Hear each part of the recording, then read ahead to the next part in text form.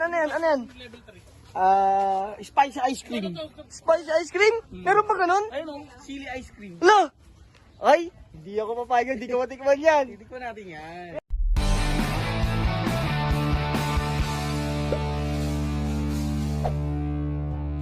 Kaya, ate, pinakamaanghang mo nga.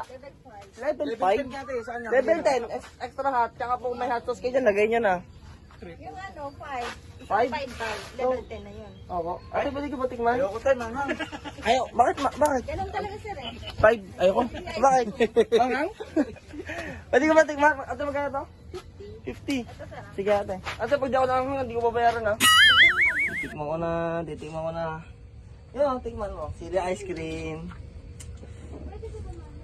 Ate, pag di naman hindi ko babayaran ha. Lagyan natin sir ng labo. Yung unang problema yun. Lasang sili nga no. Sino talaga? Pero legit bangang siya. Ate, sino ba naka-invent? Anong level yan sa'yo? Level 5. So, sino naka-inventa na ito? Yung gumagawa. Grabe. Kaya lang may tinda na ito. Sikat sa buong Bicol. Yan yung ano nila dito. Ano nga? Chili ice cream dito yan. Sobrang anghang yan, guys. Pag dinagdagan mo nito, level 6 na siya. Ito no reaction. May level 1 ma'am. Isang level 5 yan eh. Anong level ba? Level 5 kasi yan ma'am. Yung maanghang talaga. Level 5 pala yung kinuha ko. Opo. Maanghang. Kapahang. Bawal ka sa mga mahihina. May chili. Bawal ka sa mahihinang nilalang.